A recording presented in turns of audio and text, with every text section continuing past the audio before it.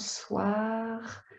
Bonsoir. Alors, encore une fois, je vais dire tu, si ça ne vous dérange pas dans cet atelier. Ça va si je parle en tu? Ah oui. Ça va? Ok, Ouais, nickel. magnifique. Donc, on va commencer et je suis super contente de te voir ce soir. Et bienvenue aussi à toi qui regarderas l'enregistrement. D'abord, bravo à toi d'avoir pris la décision d'être là. Et merci sincèrement pour ton ouverture d'esprit et ta confiance. Tu as un super programme qui s'offre à toi ce soir.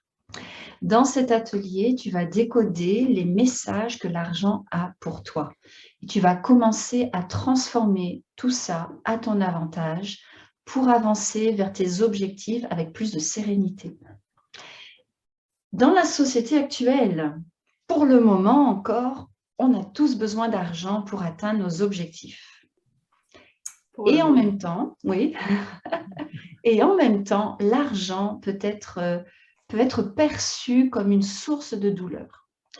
Alors que si tu as vu la conférence, Véronique, tu étais là, Maud, je ne sais pas si tu as l'occasion de la regarder encore, mais tu pourras le voir quand tu la regarderas. Et toi qui regardes cet enregistrement, si tu n'as pas encore vu la conférence, je t'invite à le faire. Dans la conférence de jeudi dernier, on a vu que l'argent, c'est aussi un messager. Alors, Véronique, quand tu étais là à la conférence, tu te souviens de la deuxième clé? Tu as dit qu'il allait avoir un test. Hein. Alors, attends. La deuxième clé, est-ce que tu t'en souviens? C'est écouter le message, il me semble. Ouais, c'est ça, exactement, bravo. Écoute le message que l'argent a pour toi. Ne tire pas sur le messager, écoute le message. Et pour bien écouter le message, ce qui aide, c'est d'utiliser la première clé qu'on a vue dans la conférence. Véronique, est-ce que tu t'en souviens de la première clé? Alors là, attends. Là, je ne l'ai plus en tête. Je vais t'aider. Ça commence par soi. Sois conscient ou consciente oui, bien sûr, de ce qui est là. Donc, observe avec curiosité les réactions de ton corps, tes pensées et tes émotions. Sois consciente de ce qui est là. Oui. Et puis, je sais que vous, ça ne va pas vous déranger, mais toi qui nous regardes, je vais utiliser le féminin, la forme du féminin dans cet atelier. Même si tu es un homme, ça te correspond aussi. Bien, et donc, à plusieurs reprises dans cet atelier, tu vas aussi apprendre comment utiliser concrètement la troisième clé qu'on a vue dans la conférence. Alors, Véronique, est-ce que tu te souviens de la troisième clé? Je suis sollicitée. Il n'y a que toi qui es là et qui était aussi à la conférence où je sais que… Non, mais il n'y a pas de problème. En fait, c'est à voir avec le corps. Il est important il y a la prise de conscience et puis là, il y a vraiment une préparation avec le corps. Et je crois que c'est ça, tu as dit les mots-clés. Prépare ton corps pour le succès. C'est la troisième clé. Donc, dans cet atelier, on va concrètement faire ça, vraiment concrètement. Dans la conférence, c'était plutôt au niveau théorique, mais là, on va vraiment mettre la main à la pâte. Et tu vas apprendre à calmer la réaction de ton système nerveux vis-à-vis de l'argent pour pouvoir transformer ce qui est là à ton avantage. Cet atelier, c'est la version francophone de la Money Map de Margaret Lynch, auteure du book Tapping into Wealth. Donc, tout ce qu'il y a là, ce n'est pas moi qui l'ai inventé, ça vient de Margaret Lynch. Et comme on a vu dans la conférence, il y a un lien entre ton esprit, ton corps et l'argent. Et quand je parle du corps, je parle surtout du système nerveux. En travaillant avec des milliers de personnes, Margaret Lynch s'est rendue compte que les personnes avec lesquelles elle travaillait réagissaient différemment à 5 catégories d'argent. Alors, quelles sont ces 5 catégories d'argent? Je ne vais pas vous interroger pour ça. Mais la première catégorie, on en a parlé dans la conférence, ce sont tes économies. La deuxième catégorie, c'est tes dettes. La troisième catégorie, c'est tes revenus. La quatrième catégorie, c'est tes objectifs de revenus. Et la cinquième catégorie, c'est la catégorie de l'argent toxique. Alors, pour t'aider, je vais te montrer le programme de ce soir et comme ça, tu vas le voir.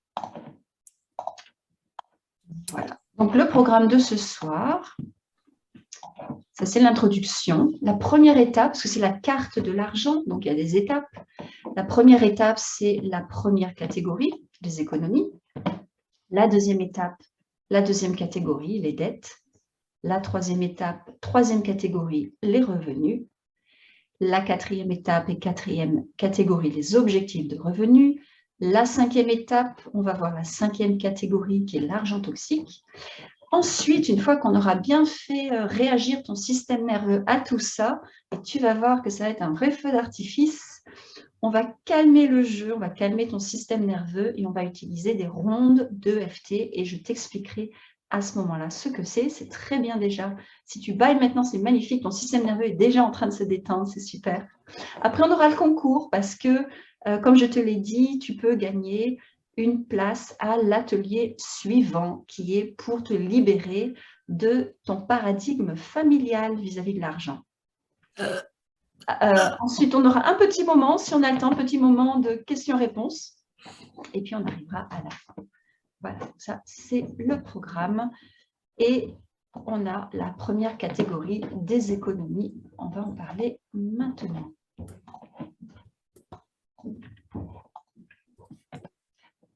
Pour la première catégorie. Alors, avant de rentrer dans la première catégorie, je veux aussi préciser que Margaret, on va l'appeler Margaret, c'est Margaret Lynch, mais on va l'appeler Margaret. J'ai travaillé pendant plus de 2 ans avec Margaret Lynch, donc voilà, quand je l'appelle Margaret. Elle s'est aussi rendue compte que chaque catégorie provoquait 3 genres de réactions. Et je mets un instant, je coupe mon...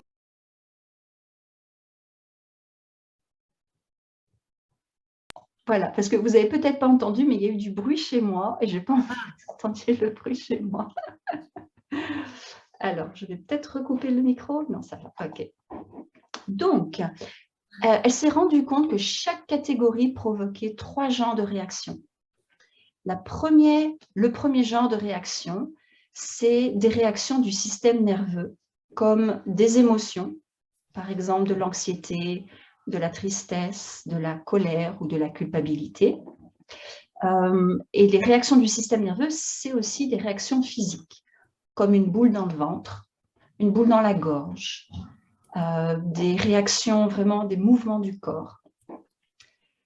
Donc ça, c'est un genre de réaction. Le deuxième genre de réaction qu'elle a vu qui était provoquée, c'est des pensées. C'est des pensées qui reviennent en boucle. Par exemple, je ne suis pas en sécurité, je suis nulle, pourquoi j'ai fait ça? Et puis, le troisième genre de réaction, c'était qu'il y avait des mémoires qui revenaient liées à d'éventuels traumatismes particuliers. Ça peut être des traumatismes financiers, mais ça peut aussi être des traumatismes émotionnels, des traumatismes relationnels ou même des traumatismes physiques.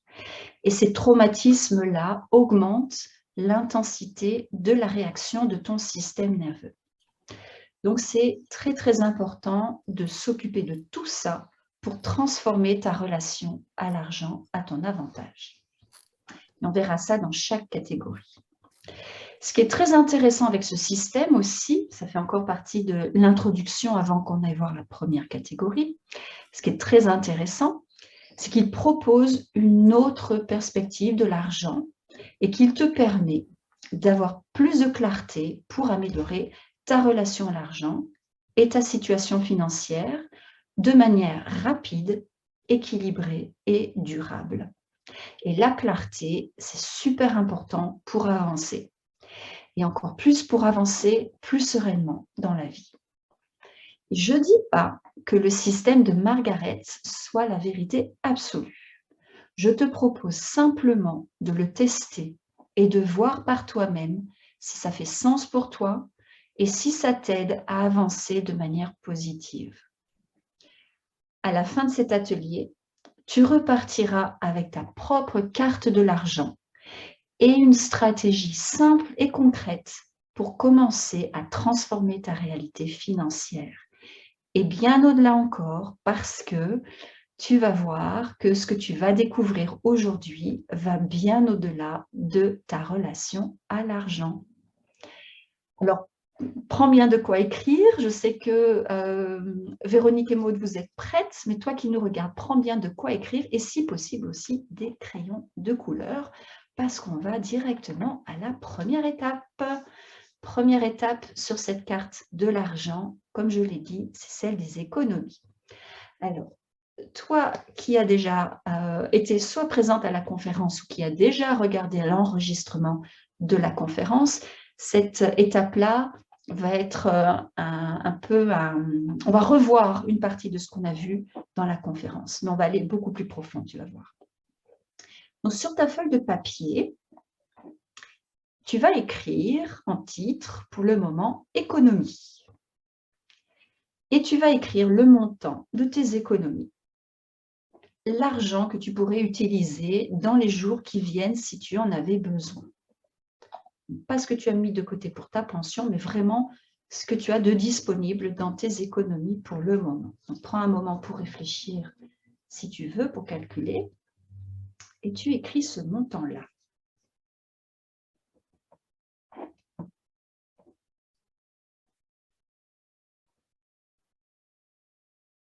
Ça va?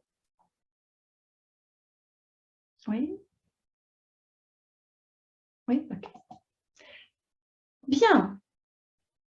Maintenant, regarde ce nombre en respirant.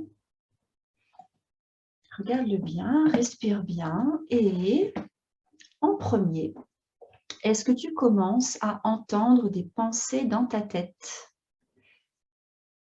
Écoute bien ce que tu entends dans ta tête et écris-le sur ta feuille. Je vais donner quelques exemples. Il y a beaucoup de personnes qui entendent « c'est pas assez ». Est-ce que c'est ça que tu entends ou est-ce que c'est autre chose? Donc, écris-le bien.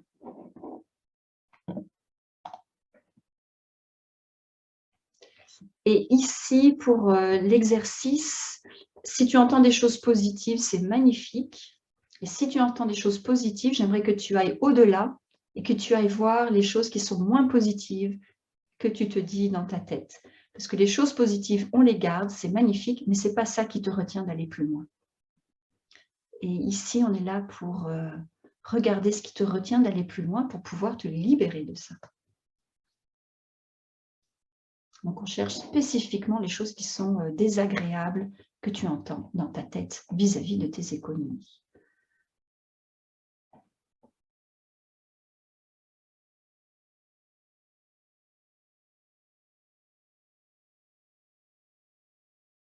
Et tu ne seras pas obligé de les dire à qui que ce soit. Donc, c'est vraiment pour toi, ça.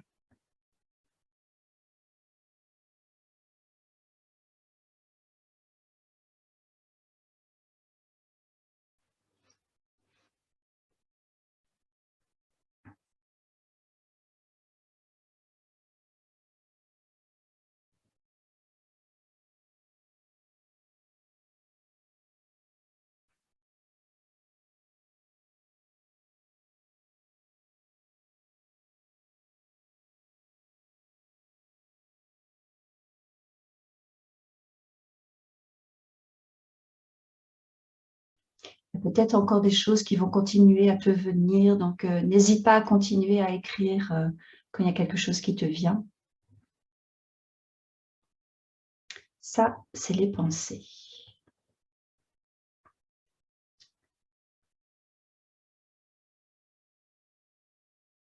Ça va? Je peux avancer? Oui, c'est bon? Ok. Alors, si tu veux, pour t'aider à t'y retrouver plus tard, plus facilement après, juste au-dessus, tu peux écrire « pensée ».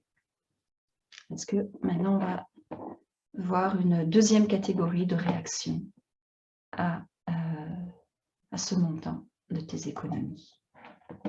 Et la deuxième catégorie, et tu peux écrire, si tu veux aussi, comme tu écris pensée, tu peux écrire en dessous de tes pensées, émotions et sensations. En deuxième, quand tu regardes ce nombre, ce montant de tes économies, et que tu écoutes les pensées dans ta tête, qu'est-ce que tu ressens dans ton corps? Quelles sensations et quelles émotions? Donc là aussi, écris ça dans ta feuille. Et encore une fois, on cherche plutôt ce qui est désagréable. Parce que ce qui est agréable en général, on le sait, on est content. Et là, on va aller voir ce qui se cache derrière. Sensations corporelles désagréables et émotions désagréables.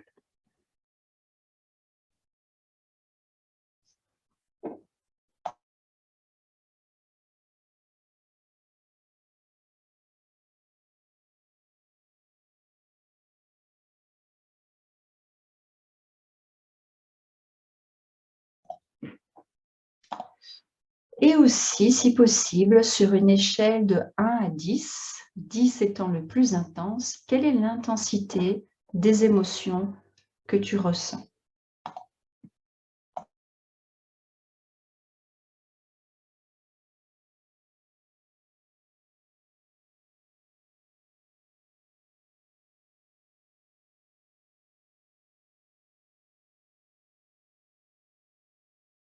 Okay, je lis le message dans le chat de Véronique, qui est intéressant aussi pour les personnes qui vont regarder l'enregistrement. Véronique dit « Mes pensées étaient déjà en lien avec mes émotions ». Effectivement, là, je vous fais les séparer, mais en général, ça se passe tout en même temps.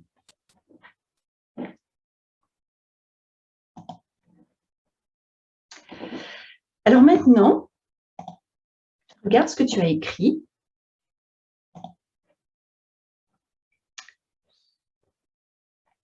Parce que je voudrais que tu prennes un peu conscience que dans une journée quelconque, tu peux inconsciemment penser à tes économies plusieurs fois par jour. Par exemple, quand tu dois payer une facture ou quand tu penses à quelque chose que tu voudrais acheter, inconsciemment et immédiatement, eh bien voilà ce qui se passe dans ta tête et dans ton corps. Ce que tu viens d'écrire, c'est ce qui se passe, plus ou moins consciemment. Et là, tu viens de prendre le temps, consciemment, d'apporter de la clarté là-dessus, mais la plupart du temps, c'est totalement inconscient. Et ça, comme on l'a vu dans la conférence, le contrôle technique prochain de ma voiture aujourd'hui même, voilà, dit Véronique. Ouais. Donc, inconsciemment, il y a tout ça qui se déclenche. Et donc, comme on a vu dans la conférence,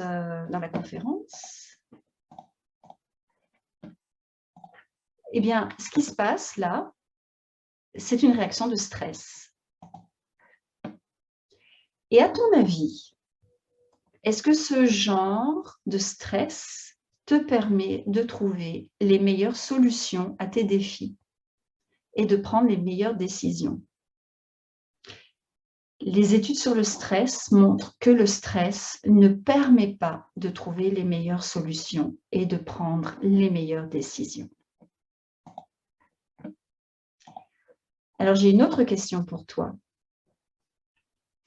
Si ce que tu aimerais améliorer déclenche à chaque fois une réaction inconsciente de gros stress en toi, à ton avis, combien de temps et d'énergie tu vas avoir envie de passer à réfléchir à des moyens d'améliorer ta situation? Combien de temps et d'énergie tu vas avoir envie de passer à établir des objectifs et des stratégies quand ce que tu ressens et penses de manière inconsciente est si désagréable, quand c'est si triste et même déprimant? Et je dis ça pour t'inviter à avoir un peu plus de compassion envers toi-même si tes économies ne sont pas encore au niveau que tu aimerais. Parce que peut-être que des fois, tu es dur avec toi-même à cause de ça.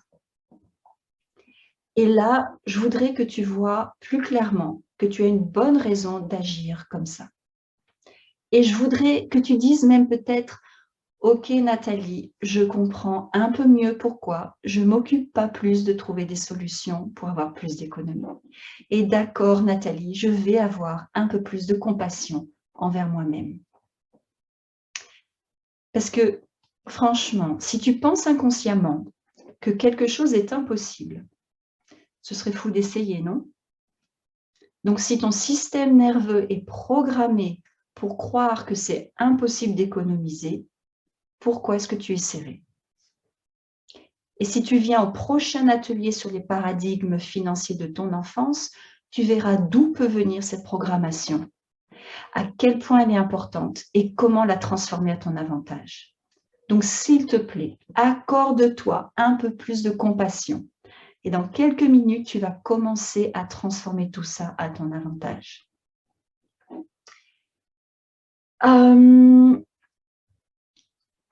Donc, au niveau des traumatismes, quand tu penses à tes économies, est-ce qu'il y a un événement du passé qui te revient et où tu pourrais dire, tu sais Nathalie, je me sens encore triste ou je me sens encore en colère à cause de ça, ou j'ai vraiment l'impression d'avoir perdu quelque chose. Si ça ne s'était pas passé, j'aurais été plus capable d'économiser et j'aurais plus d'économies maintenant. Donc, quelquefois, ce n'est pas un événement financier, mais il est connecté à un sentiment d'anxiété et d'insécurité. Et à un sentiment de oh, « si quelque chose m'arrive, je n'ai pas d'argent de côté ». Et quelquefois, ça peut être un sentiment de profonde tristesse et de chagrin, du genre « je ne me sens vraiment pas en sécurité ». Donc, pour résumer, est-ce que tu as vécu un événement traumatique lié à un sentiment de grande tristesse et de grande perte où tu as senti que tu avais perdu ta sécurité et depuis, tu t'es jamais vraiment senti en sécurité? Ça peut être quelque chose de récent, mais ça peut aussi être dans ton enfance. Ça peut être une maladie grave d'un parent, ça peut être le décès d'un parent. Quelquefois, ça peut être aussi une situation habituelle dans ton enfance qui a fait que tu ne te sentais pas en sécurité. Et je vais répéter brièvement ce dont j'ai déjà parlé dans la conférence. Les économies, ce n'est pas seulement de l'argent. Les économies, c'est aussi lié au sentiment de sécurité. Et je sais que ça peut encore paraître bizarre, surtout si tu n'as pas encore regardé la conférence, mais ce que Margaret Lynch a découvert, c'est que ce n'est pas le niveau de tes économies qui est à la source de ton sentiment de sécurité ou d'insécurité. C'est plutôt l'inverse, c'est ton sentiment d'insécurité qui est à la source du niveau de tes économies ou de comment tu te sens vis-à-vis de tes économies. Parce qu'il y a des personnes qui arrivent quand même à avoir un certain niveau d'économie, mais qui ne se sentent toujours pas en sécurité. Donc, tes économies reflètent le sentiment d'insécurité qui est en toi depuis ton enfance, bien avant que tu commences à économiser. Les économies, et ça c'est le message, c'est ce qu'on est en train de décoder dans cet atelier, les économies, c'est une métaphore du sentiment de sécurité. Une métaphore du sentiment de « je peux souffler, je suis protégée, je suis en sécurité ». Donc, si tu as un événement comme ça, prends-en note sur ta feuille et tu peux déjà te dire qu'il va falloir prendre le temps d'apaiser ça aussi pour aider ton système nerveux à se sentir plus en sécurité avec l'argent et en général.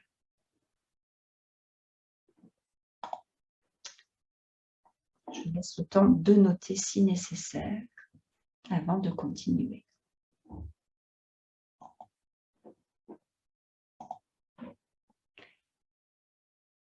Ça va? Je peux continuer?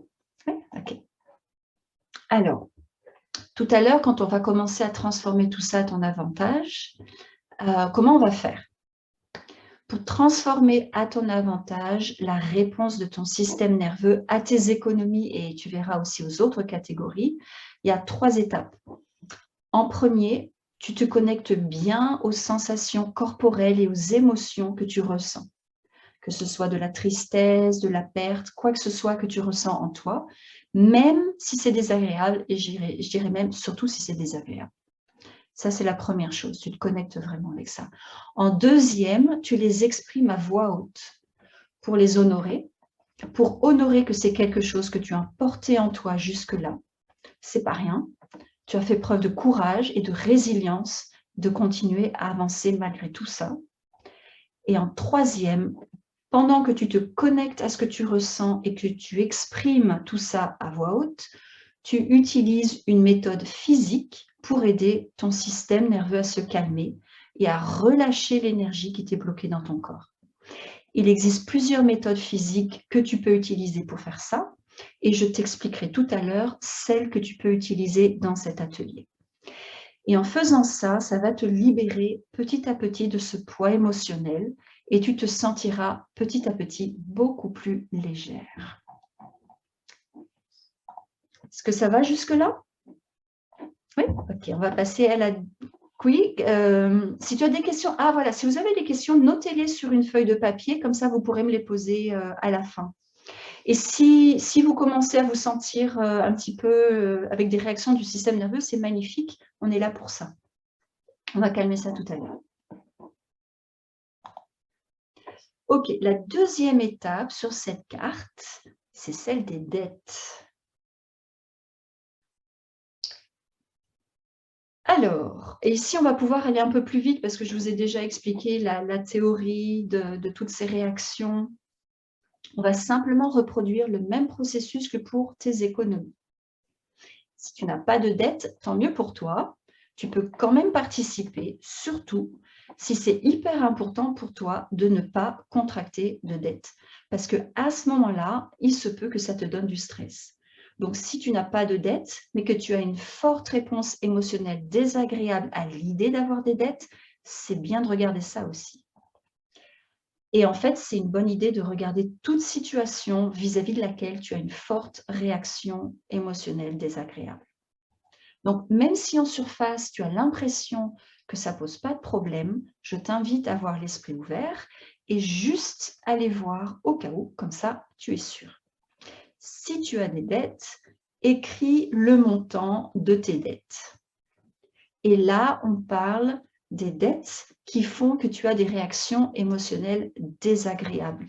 On peut avoir des dettes où on est content. Par exemple, si tu as dû faire des études et que sans faire d'emprunt, tu n'aurais jamais pu le faire, tu peux être contente d'avoir ces dettes-là. Mais s'il y a une réaction émotionnelle désagréable, écris le montant de ces dettes. Et si jamais tu n'as pas de dette, peut-être que ça peut être intéressant d'écrire le montant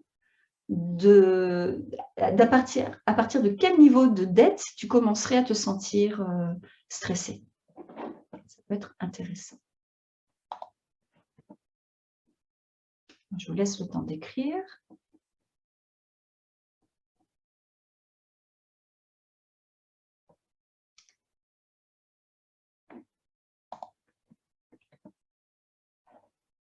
Alors, c'est une très très bonne question.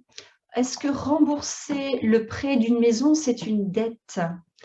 C'est une dette envers la banque, mais est-ce que tu te sens bien vis-à-vis de cette dette ou est-ce que ça te stresse parce que si tu n'arrivais pas à la payer, bah, la banque, elle prend ta maison. En gros, comme je dis, il y a toujours le côté positif, mais on va aller. Ce qui nous intéresse vraiment, c'est le côté négatif, celui qu'on n'a pas envie de voir en général ou qui est désagréable, donc on n'a pas envie d'y aller. Là, on a vraiment un espace de sécurité où on va aller regarder ce qui est désagréable, parce que je vais vous donner une technique pour apaiser tout ça. Il y a des personnes qui investissent dans l'immobilier et qui se disent, ouais, bon, tant que même si la banque me prend ma maison, voilà, moi j'ai un cash flow, donc cette dette, elle ne me dérange pas du tout. Grâce à cette dette, je reçois 1 000 € par mois, c'est tout ce qui m'intéresse. Mais des fois, ça peut créer un stress.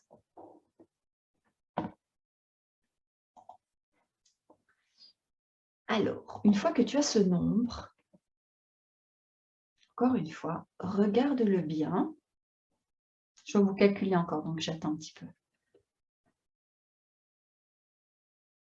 Si vous n'êtes pas sûr, vous pouvez l'augmenter un petit peu. Hein. Ça va? Enfin, ça va, c'est écrit. À ce niveau-là, ça devrait déjà plus aller. Donc, je ne demande plus si ça va, si vous avez écrit. Encore une fois, vous devez le montrer à personne. Hein. C'est juste pour toi. Tu dois le montrer à personne. Ok, donc, regarde bien ce nombre. Et respire bien. Et connecte-toi à ce que tu ressens dans ton corps. Quelles sont les émotions que tu ressens? Quelles sont les sensations? Et encore une fois, on cherche plutôt ce qui est désagréable.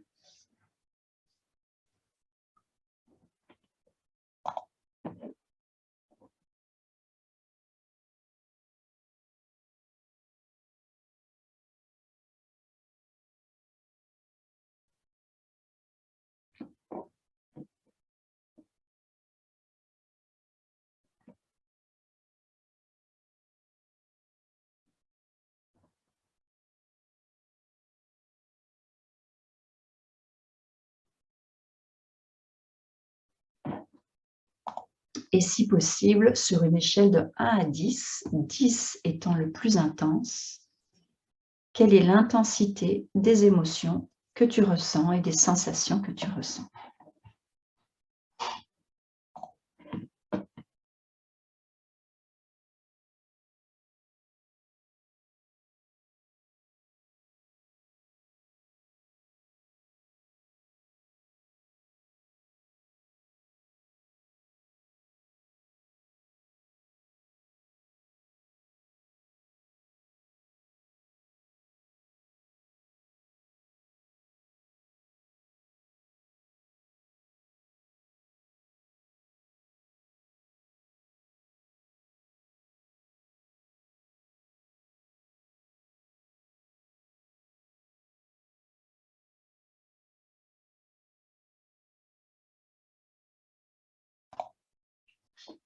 Bon, on avance? Parce que maintenant, tout en regardant ce montant, qu'est-ce que tu entends dans ta tête? Qu'est-ce que tu entends sur l'argent, sur toi, sur le monde, sur la vie, quand tu regardes le montant de tes dettes? Écoute bien tout ça et écris-le sur ta feuille.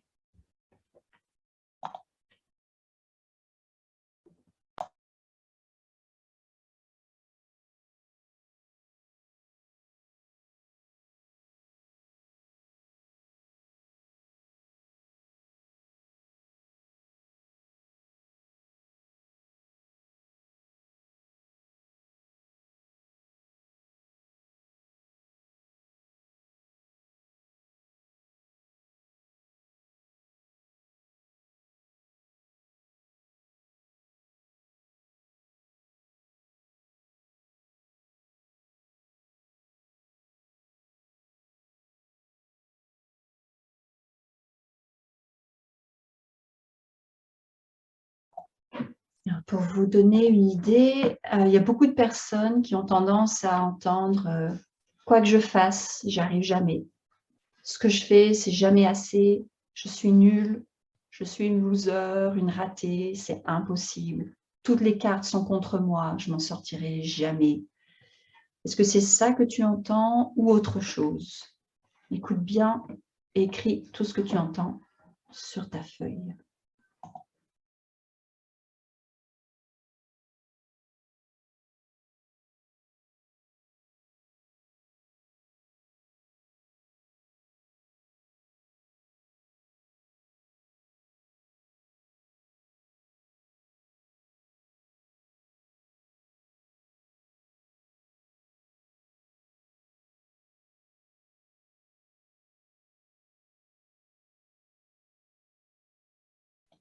Il y a peut-être plus de choses qui vont venir après. Je peux avancer? Ça va? Ok. Alors, avec les économies, la principale émotion désagréable, en général, c'est l'anxiété. Avec les dettes, la principale émotion désagréable, en général, c'est la honte. Et la honte, c'est une des émotions les plus désagréables qui existent. Et on peut ressentir cette émotion plusieurs fois par jour, de manière plus ou moins inconsciente, en fonction de ce qui s'est passé dans notre enfance. Est-ce que l'environnement dans lequel on a grandi, que ce soit à la maison ou à l'école, a provoqué le sentiment de honte en nous pour qu'on obéisse à certaines règles, par exemple? Alors, à ton avis, combien de temps et d'énergie tu vas avoir envie de passer à trouver des solutions pour tes dettes, à lire des livres sur le sujet, à demander de l'aide à des personnes compétentes, si à chaque fois que tu y penses, ne serait-ce qu'un peu, tu te heurtes à un mur de honte et à un dialogue intérieur super désagréable et dévalorisant? Parce que des fois, encore une fois, on peut être très dur avec soi-même et se dire des choses du genre « je suis stupide, je ne fais pas ce que je devrais faire » et on peut vraiment être très très dur avec soi-même. Alors là aussi, j'aimerais que tu te donnes un peu plus de compassion. Si c'est encore difficile, fais-le pour moi, pour me faire plaisir.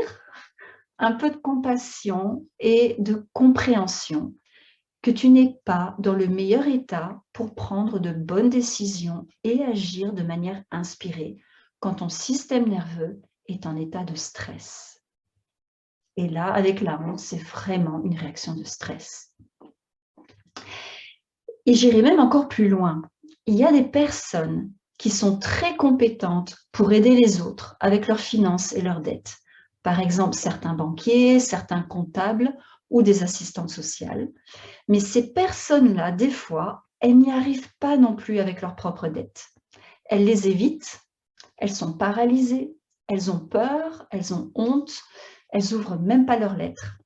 Et donc, si c'est ton cas, c'est pas que toi. Et moi aussi, j'étais dans cette situation-là. Et donc, je sais vraiment ce que c'est de ressentir ça. Et c'est pour ça que je sais aussi que tu peux le transformer à ton avantage en utilisant les bonnes méthodes. Donc, espoir. Respire un bon coup, parce que ce n'est pas facile. Maintenant, toujours en regardant ce montant de tes dettes, je te demande, est-ce qu'il y a un événement du passé qui te revient quand tu regardes tes dettes, où tu te dis, si ça ne s'était pas passé, je ne serais pas dans cette situation? Et souvent, c'est un événement lié à une trahison. Quelque chose que tu n'as jamais pardonné à quelqu'un, ou même quelque chose que tu ne t'es jamais pardonné à toi non plus. Parce que quand tu y repenses, tu te dis, j'aurais dû m'en douter, j'aurais pas dû tomber dans le panneau, je me suis fait avoir, j'ai été stupide, j'aurais dû être plus maligne. Et c'est souvent ce que les gens se disent quand ils regardent leurs dettes. Donc, s'il y a un événement de ce genre-là, prends-en note.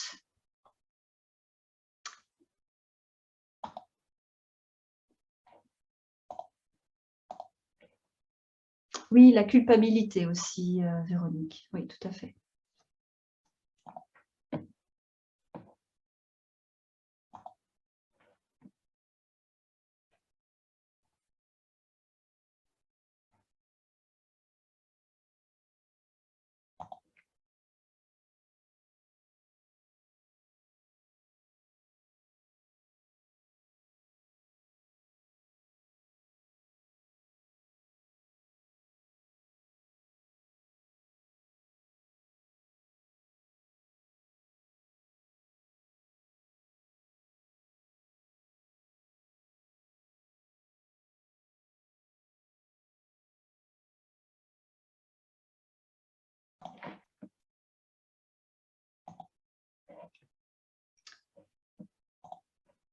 Quand il y a une situation comme ça,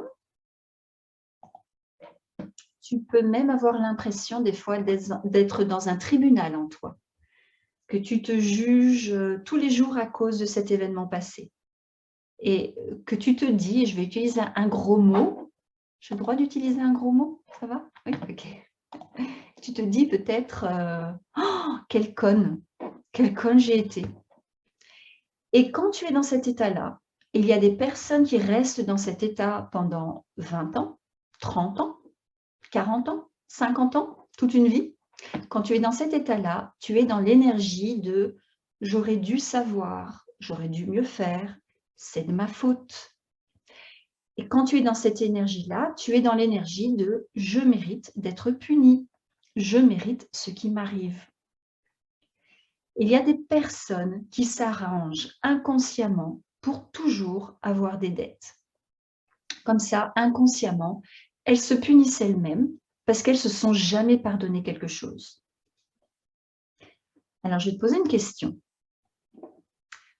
Quand tu regardes tes dettes, est-ce que tu te punis pour quelque chose? Est-ce que tu utilises tes dettes comme autopunition? Ou est-ce que tu utilises peut-être cette dette pour te rappeler que quelqu'un t'a fait du tort et que tu n'as pas encore réussi à obtenir réparation? Des fois, c'est les deux. Tu peux prendre note. Oui, je sais, c'est du lourd. C'est du lourd. Mais on bouge le lourd pour aller vers plus de légèreté, je vous promets. Je vous promets. Et c'est pour ça que je suis passionnée par ce travail, parce que je vais vous aider à passer à travers. Je vais vous montrer comment faire.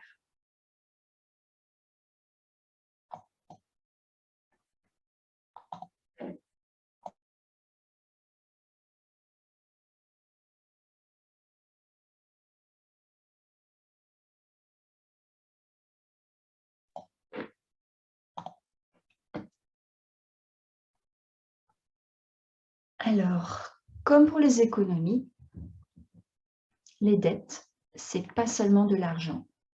Les dettes, c'est aussi une métaphore émotionnelle. Et cette fois, les dettes, c'est lié à la métaphore de la punition. Soit tu te punis toi-même, soit tu punis quelqu'un d'autre en lui disant « regarde ce que tu m'as fait ». Et des fois, c'est les deux. C'est très important de bien regarder ça.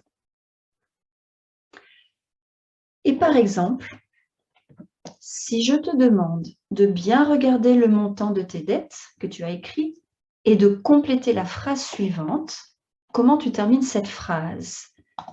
Tu es prête? Je vais te donner le début de la phrase et puis tu vas la compléter pour toi. Encore une fois, tu n'es pas obligé de partager. Tu peux si tu veux, mais tu n'es pas obligé. Comment tu termines la phrase suivante? Quand tu regardes tes dettes, ça veut dire que je suis quoi? Ça veut dire que je suis quoi quand tu regardes tes dettes? Comment tu termines cette phrase?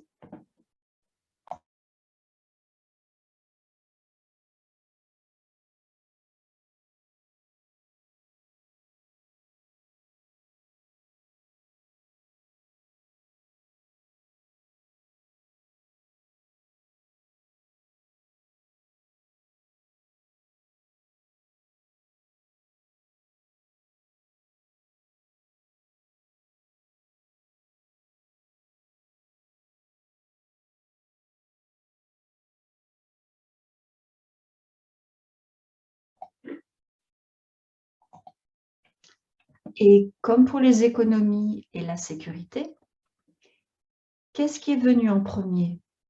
Est-ce que tu as d'abord eu des dettes ou est-ce que tu as d'abord entendu quelqu'un d'autre te dire ou toi-même te dire « tu aurais dû savoir, tu aurais dû mieux faire, tu aurais dû faire plus, tu aurais dû être meilleur ». Et quand tu entends ça, il y a un élément de « je dois apprendre ma leçon ». J'ai besoin d'une punition pour apprendre ma leçon. Et cette punition, c'est ma leçon. Alors imagine grandir comme ça. C'est ça qui s'imprime dans ton système nerveux. Et après, c'est ça qui se reflète dans ta situation financière avec tes dettes. Alors maintenant, respire un bon coup. Regarde le montant de tes dettes encore une fois. Et demande-toi si tu as assez souffert. Demande-toi si tu t'es assez torturé à cause de ce qui s'est passé. et prépare-toi énergétiquement à aller de l'avant. Prends une grande respiration et prépare-toi à avancer vers un nouveau chapitre de ta vie où tu n'as pas besoin d'être constamment puni et où tu n'as pas besoin de constamment punir quelqu'un d'autre. C'est ce qu'on va commencer à faire tout à l'heure. Prenez une bonne respiration. Je sais que ça fait bouger des choses, ça fait remonter des choses désagréables, je le sais. Ok, troisième étape, les revenus. Donc, vous pouvez écrire les revenus. Courage, courage, courage. Ok. Alors, pour les revenus, encore une fois, écris le montant de tes revenus, ce que tu reçois chaque mois.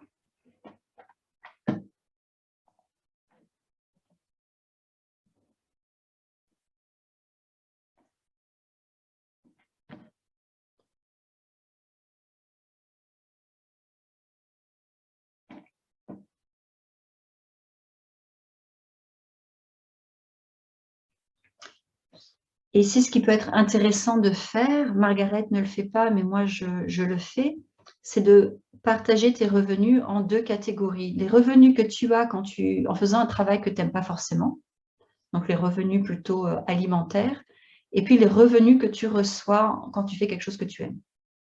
Ça peut être intéressant aussi. C'est vous qui voyez comment vous voulez faire. Enfin, c'est toi qui vois comment tu vas faire.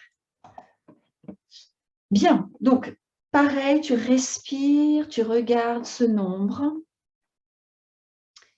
Qu'est-ce que tu te dis quand tu regardes ce nombre? Et écris-le sur ta feuille. Qu'est-ce que tu te dis quand tu regardes ce montant?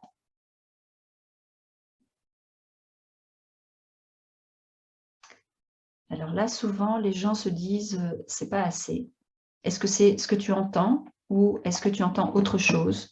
Ou est-ce que tu entends ça et autre chose?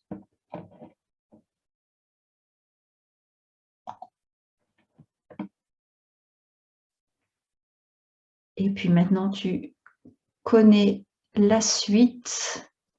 Comment tu te sens? Qu'est-ce que tu ressens dans ton corps? Quelles émotions, quelles sensations?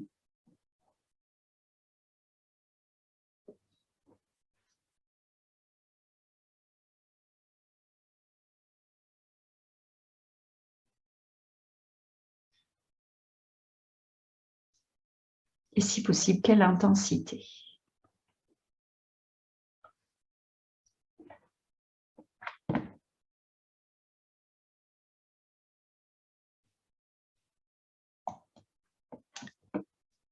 Ok. Et puis, en troisième, donc là, on a eu les pensées. En premier, en deuxième, on a eu émotions, sensations. En troisième, il peut aussi y avoir un traumatisme lié à cette catégorie d'argent. Je vais te donner des exemples. Par exemple, ça va? Tu as eu le temps de tout écrire ou tu veux un petit peu plus de temps? Ça va? Ok, super. Donc, par exemple, j'ai 3 exemples pour vous montrer le genre de traumatisme qui peut être lié à cette catégorie d'argent. Un jour, un ami architecte m'a dit « Oh là là, Nathalie, quand j'étais enfant, mon père voulait me donner un peu d'argent pour mon travail à la maison. Il m'a payé 50 centimes de l'heure. Et maintenant, j'ai du mal à gagner à la hauteur de ce que je vaux vraiment dans mon travail. » C'est un architecte.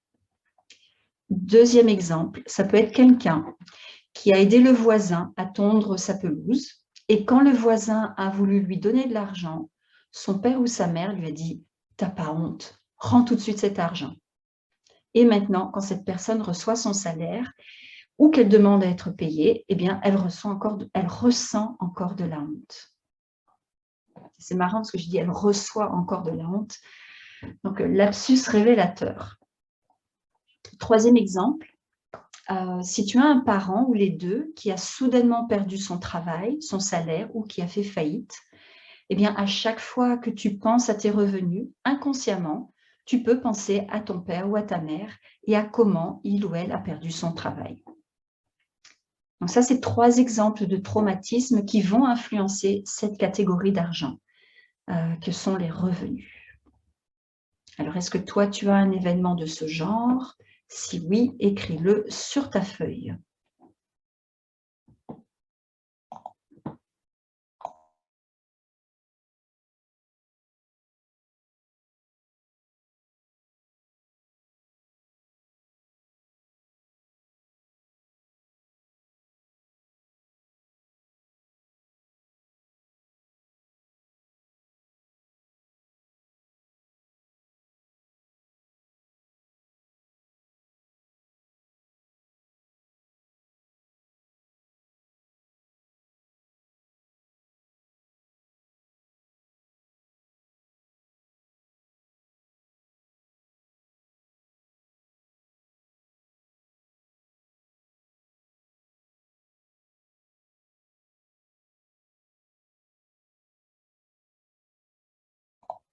Ça va, je peux avancer? Ou tu as encore besoin de temps? Plus de temps? Non? Ça va? Véronique, tu veux plus de temps? Ça va? Okay. Alors, ce qui va aussi beaucoup influencer cette catégorie d'argent, c'est la programmation inconsciente de ton système nerveux vis-à-vis de ta valeur, de ce que tu vaux, basé sur ta famille d'origine. C'est ce que Margaret Lynch appelle ton paradigme familial. Et les 2 modules suivants dans son système, dans le système de Margaret, sur l'argent, ils s'adressent à ça. Ils s'adressent à ton paradigme familial. Le paradigme familial, c'est le message plus ou moins conscient qui vient de ta famille. Et en fait, Margaret va même dans le paradigme de l'enfance, parce que ça peut être aussi un message qui vient de l'école. Alors, pour la famille, ça va être, je vais donner mon exemple à moi, par exemple, les gens comme nous, dans notre famille, on gagne tant, on vaut tant, nous, on est les fradins, et on n'est pas comme les gens là-bas qui gagnent beaucoup d'argent. Nous, on n'est pas comme ça. Nous, on ne court pas après l'argent. Et l'argent, ça ne pousse pas sur les arbres. Nous, on travaille dur pour avoir de l'argent. On gagne notre pain à la sueur de notre front. Des fois, on se fait avoir, on se fait exploiter par le système. Les impôts sont contre nous, etc., etc. Donc, quelles que soient les premières croyances auxquelles tu as été exposé, essaye de te connecter à ça parce que ça va avoir une forte influence. Ok, ça va avoir une forte influence sur le montant de tes revenus.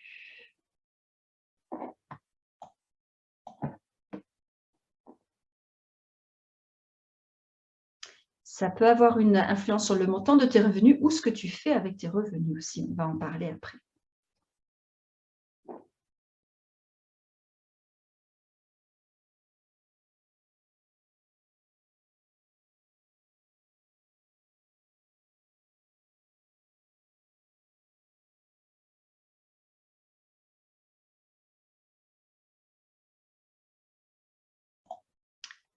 Et là, je vais parler de 3 choses qui sont super intéressantes, surtout quand on a envie de faire les choses un peu différemment. Alors, 3 cas de figure. Le premier cas de figure, c'est que si tu travailles dans une entreprise avec une grille des salaires et que ce que tu reçois est calculé en fonction de tes diplômes et de ton expérience, ça va être relativement facile d'accepter et de fêter ton salaire, si tu as un bon salaire, même s'il est plus élevé que celui de tes parents. Dans ce cas-là, tu n'as même pas eu à dire « voilà combien je voudrais être payé ». Parce que là, tu entres dans un nouveau paradigme. C'est le paradigme de l'entreprise dans laquelle tu travailles. Et c'est un peu comme si tu faisais partie d'une deuxième tribu qui, elle, accepte que tu gagnes autant. Donc ça, c'est le premier cas de figure. Moi, ça m'est arrivé, j'ai travaillé pendant des années dans une école internationale et j'ai bien gagné ma vie comme ça. Il y avait une bonne grille des salaires, j'étais très, très contente. Le deuxième cas de figure, qui est très intéressant, c'est que même si tu as étudié plus que tes parents, même si tu gagnes ou tu as gagné plus qu'eux, tu risques quand même de te retrouver dans une situation semblable à la leur. Et je vais m'expliquer. Par exemple, s'ils avaient des difficultés financières, tu risques toi aussi d'en avoir. S'ils avaient du mal à boucler les fins de mois, toi aussi, tu risques d'avoir du mal à boucler les fins de mois. Et c'est ce genre de programmation, quand ce genre de programmation est dans ton système nerveux, on peut voir des personnes qui gagnent 5 000 € par mois et qui trouvent le moyen de ne plus rien avoir à la fin du mois et même d'avoir des dettes. C'est tout à fait possible. Elles dépensent juste plus et elles se retrouvent dans une situation semblable à celle de leurs parents. Le troisième cas de figure, qui est très intéressante pour nous trois et peut-être pour d'autres personnes qui vont regarder cet atelier. Et oui, Véronique, le fameux plafond de verre, tout à fait. Le troisième cas de figure, c'est que peut-être que tu as commencé par avoir un bon salaire dans une entreprise, qui avait une bonne grille de salaire. Mais si tu décides de quitter cette entreprise pour te lancer à ton compte, eh bien, tu quittes le deuxième paradigme qui t'autorisait à gagner plus que tes parents. Tu reviens à ton premier paradigme financier, ton paradigme de ton enfance, donc ça peut être le paradigme familial, le paradigme de l'école. Et là, des fois, les choses se gâtent sérieusement parce que les deux ne sont pas alignés. Et donc, moi, c'est ce qui m'est arrivé. En 2014, je travaillais encore en tant que prof de FLE dans une école internationale de renom en Belgique. J'avais un excellent salaire, beaucoup de congés payés, plein d'avantages. J'étais ravie, mais j'ai décidé de prendre une interruption de carrière pour étudier la naturopathie, le drainage lymphatique et essayer de me lancer en tant que coach en hygiène vitale. Et je me suis pris un mur monumental et je n'ai pas compris ce qui m'arrivait. Donc voilà, dans ce cas-là, tu te retrouves avec ton paradigme de l'enfance, ton paradigme familial ou de l'école, comme je l'ai dit, vis-à-vis de ta valeur. Donc la question, c'est dans ton paradigme familial, dans ton paradigme de l'enfance, est-ce que tu avais le droit de déclarer ta valeur? Est-ce que tu avais le droit de demander ce que tu voulais? Est-ce que tu avais le droit de dire « je mérite plus que ce que j'ai » ? Et dans le monde professionnel, ça se traduit par « est-ce que j'ai le droit de dire que je mérite d'être mieux payé ?» J'ai une très très belle vidéo sur ma chaîne YouTube, les tuyaux de Nathalie à ce sujet. Et tout ça, ça va être encore plus clair dans la catégorie suivante, qui est la catégorie des objectifs de revenus. Donc, avec les revenus, tu vois clairement, très clairement, la programmation de ton système nerveux vis-à-vis de combien tu peux être payé, de ce que tu mérites, basé sur ta programmation intérieure en ce qui concerne ta valeur, qui vient de l'enfance.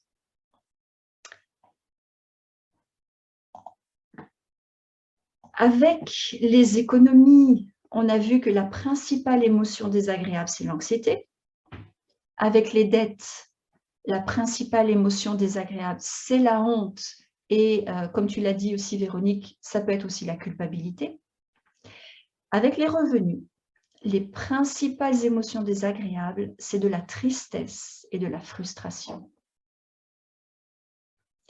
Et tu peux entendre un dialogue intérieur qui dit « quoi que je fasse, je ne gagne pas assez, je ne suis pas assez, les gens ne m'apprécient pas à ma juste valeur et je ne vaux pas grand-chose. » Donc ici, la métaphore, c'est notre valeur. Pas la valeur qu'on se dit à nous-mêmes consciemment quand on a travaillé notre mindset, oui, c'est bon, je peux y arriver, mais vraiment ce qui est inconscient et qui vient de notre enfance.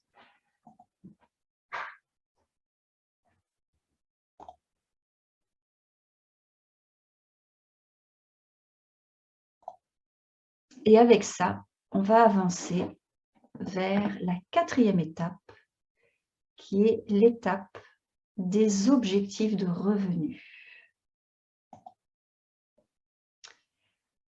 Quand on regarde nos objectifs de revenus,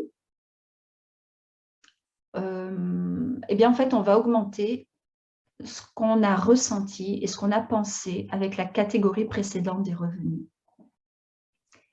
Et c'est pour ça que c'est très important de regarder cette catégorie. Parce que si on a raté des choses, on n'a pas entendu, on n'a pas ressenti certaines choses dans la catégorie des revenus, avec les objectifs de revenus, ça va être, on va le voir un peu plus clairement.